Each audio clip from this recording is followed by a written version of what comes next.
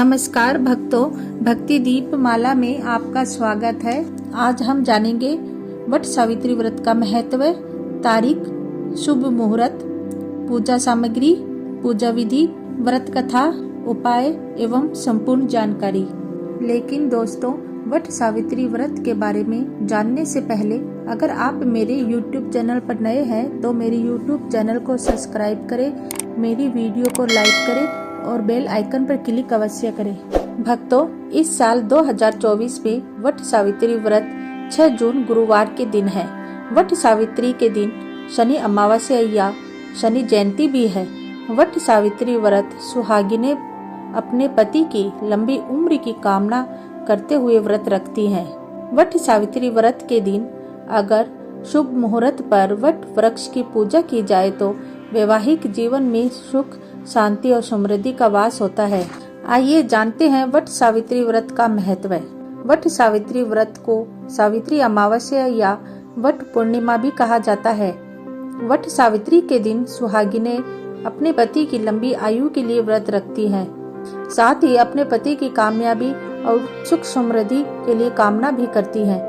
वट सावित्री पर वट के वृक्ष के साथ सत्यवान और सावित्री की पूजा भी की जाती है। वट सावित्री के दिन ही शनि अमावस्या भी है। इसे शनि जयंती भी कहा जाता है। ऐसे में वट सावित्री का महत्व और भी बढ़ जाता है। आप अगर शनिदेव की विशेष कृपा पाना चाहते हैं तो वट वृक्ष यानी बरगद के पेड़ के साथ पीपल के पेड़ की पूजा भी कर सकते हैं। इससे आपको शनि के नकारात्मक प्रभावों से मुक्ति मिलेगी। वट सावित्री के दिन महिलाएं सुबह जल्दी उठकर स्नान करती हैं और अखंड सौभाग्य के लिए व्रत रखकर वट वृक्ष की पूजा करने के साथ व्रत सावित्री की कथा भी सुनती है। आइए अब जानते हैं वट सावित्री व्रत की 2024 में सही तारीख एवं शुभ मुहूर्त। ज्येष्ठ माह की अमावस्या तिथि की शुरुआत 5 जून की शाम को 7:54 से शुरू होगी और इसका समापन 6 जून को शाम 6:07 पर होगा। इस कारण वट सावित्री व्रत 6 जून को ही मनाया जाएगा। आइए जानते हैं इस दिन अमृत काल का समय क्या होगा। 6 जून को सुबह 5:35 से लेकर के सुबह 7:16 तक रहेगा। पूजन का शुभ मुहूर्त है 6 जून सुबह 8:56 से लेकर सुबह 10:37 तक तथा पितरों का तर्पण करने का शुभ समय है दोपहर 12:45 से लेकर दोपहर 1:45 तक। आइए अब जानते हैं वट सावित्री व्रत की पूजन सामग्री। गेहूं के आटे की पूरियां, गेहूं के आटे से बने गुलगुले, अगरबत्ती, मौसमी फल, खरबूजा, धूप, रोली, मिट्टी का दीपक, 16 श्रृंगार की सामग्री, पान, सुपारी, नारियल, भिगा चना, जल का लोटा, बरगद की कोपल, गंगा जल, कपड़ा, मिठाई, अक्षत, रक्षा सूत्र, चना, फूल, सिंदूर, चावल, हल्दी का पेस्ट और गाय का गोबर आदि सामग्रियां अवश्य रखें। आइए अब जानते हैं वट सावित्री व्रत की पूजा विधि। वट सावित्री व्रत रखने वाली महिलाएं सुबह जल्दी उठकर स्नान करके साफ वस्त्र धारण कर ले। इस दिन संभव हो तो पीले रंग के वस्त्र पहनकर एक सुहागन की तरह तैयार हो जाएं।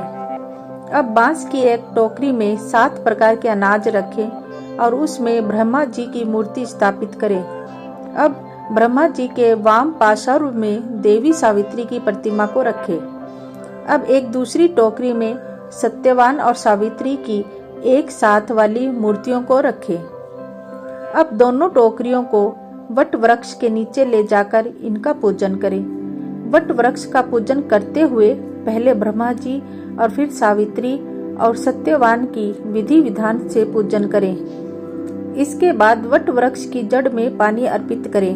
अब जल, मोली, रोली, कच्चा सूत, भिगोया हुआ काला चना, फूल और धूप का इस्तेमाल करते हुए वट वृक्ष का पूजन करें। इसके बाद एक कच्चा धागा वट वृक्ष के तने के चारों ओर लपेटते हुए 3 बार पेड़ की परिक्रमा करें। परिक्रमा के बाद बरगद के पत्तों के गहने बनाकर उन्हें अपने शरीर पर धारण करें। और फिर वट सावित्री व्रत की कथा सुने या सुनाएं। कथा सुनने के बाद भीगे हुए चनों का बायना निकालें और अपनी श्रद्धानुसार उसमें कोई भेंट रख कर अपनी सास या जेठानी या फिर सास समान किसी महिला को दे दें और उनका आशीर्वाद प्राप्त करें। पूजा समाप्ति के बाद ब्राह्मणों को एक पात्र में वस्त्र, फल और अन्य दान की वस्तुएं रख कर दान कर दें और उनसे भी आशीर्वाद लें। इस तरह से पूजा आपकी संपन्न हो जाएगी। आइए अब जानते हैं वट सावित्री व्रत की व्रत कथा। भद्र देश के एक राजा थे जिनका नाम अश्वपति था। भद्र देश के राजा अश्वपति के कोई संतान न थी। उन्होंने संतान की प्राप्ति के लिए मंत्र उच्चारण के साथ प्रतिदिन 1,00,000 आहुतियां दी। 18 वर्षों तक यह क्रम जारी रहा। इसके बाद सावित्री देवी ने प्रकट होकर वर दिया कि राजन, तुझे एक तेजस्वी कन्या पैदा होगी। सावित्री देवी की कृपा से जन्म लेने के कारण से कन्या का नाम सावित्री रखा गया। कन्या बड़ी होकर बेहद रूपवान हुई। योग्य वर न मिलने की वजह से सावित्री के पिता दुखी थे। उन्होंने कन्या को स्वयं वर तलाशने भेजा। सावित्री तपोवन में भटकने लगी। वहां शालव देश के राजा द्युमत सेन रहते थे, क्योंकि उनका राज्य किसी ने छीन लिया था। उनके पुत्र सत्यवान को देखकर सावित्री ने पति के रूप में उनका वरण किया। ऋषि राज नारद को जब यह बात पता चली तो वह राजा अश्वपति के पास पहुँचे और कहा कि हे राजन, यह क्या कर रहे हैं आप? सत्यवान गुणवान है, धर्मात्मा है और बलवान भी है, पर उसकी आयु बहुत छोटी है। वह अल्पायु है। 1 वर्ष के बाद ही उसकी मृत्यु हो जाएगी। ऋषि राज नारद की बात सुनकर राजा अश्वपति घोर चिंता में डूब गए। सावित्री ने उनसे कारण पूछा तो राजा ने कहा, पुत्री, तुमने जिस राजकुमार को अपने वर के रूप में चुना है वह अल्पायु है। तुम्हें किसी और को अपना जीवन साथी बनाना चाहिए। इस पर सावित्री ने कहा, पिताजी, आर्य कन्याएं अपने पति का एक बार ही वरण करती हैं। राजा एक बार ही आज्ञा देता है और पंडित एक बार ही प्रतिज्ञा करते हैं और कन्यादान भी एक ही बार किया जाता है। सावित्री हट करने लगी और बोली, मैं सत्यवान से ही विवाह करूंगी।